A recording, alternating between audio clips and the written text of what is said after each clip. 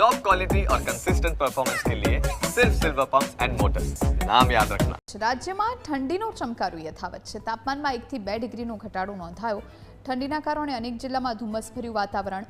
Naliya 9 degree તાપમાન સાથે સૌથી ઠંડુગાર શહેર રહ્યું।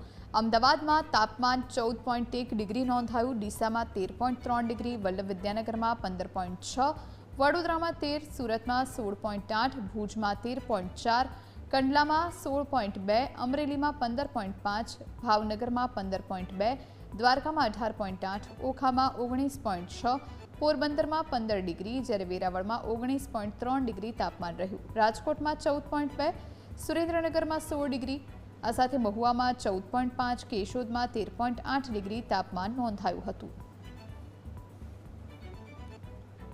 રાજ્યમાં ફરી એકવાર ઠંડીનો ચમકારો જે છે તે જોવા મળી રહ્યો છે અને નલિયામાં 9 ડિગ્રી તાપમાન સાથે સૌથી ઠંડુગાર શહેર બન્યું છે। પરંતુ અમદાવાદ શહેરની વાત કરવામાં આવે તો અમદાવાદ શહેરમાં પણ ઠંડીનો ચમકારો જે છે તે જોવા મળી રહ્યો છે અને ધુમ્મસભર્યું વાતાવરણ જે છે તે જોવા મળી રહ્યું છે। અમદાવાદ શહેરની રિંગ રોડના દ્રશ્યો આપણે બતાવશું, જેમાં અમદાવાદમાં વહેલી સવારથી ધુમ્મસભર્યું વાતાવરણ જે છે તે જોવા મળી રહ્યું છે।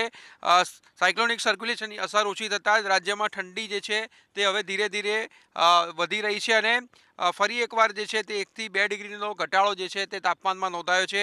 નલિયાની વાત કરવામાં આવે તો 9 ડિગ્રી તાપમાન જે છે તે ઠંડુગાર રહ્યું છે, તો બીજી તરફ અમદાવાદનું તાપમાન પણ 14.1 ડિગ્રી નોંધાયું હતું। તો ડીસામાં 13.3 ડિગ્રી અને વડોદરામાં પણ 13 ડિગ્રી, ભુજમાં 13.4 ડિગ્રી જે છે તે તાપમાન નોંધાયું છે। એટલે ઉત્તરોત્તર જે છે તે હવે ઠંડી ફરી એકવાર જે છે તે રાજ્યમાં જોવા મળી રહી છે અને તેની સીધી અસર જે છે તે પણ જોવા મળી રહી છે। લોકો જે છે તે પણ હવે ઠંડીમાં ઠૂંઠવાયા છે અને ધુમ્મસભર્યું વાતાવરણ જે છે તે પણ અમદાવાદ સહિત રાજ્યના અનેક શહેરોમાં જોવા મળી રહ્યું છે।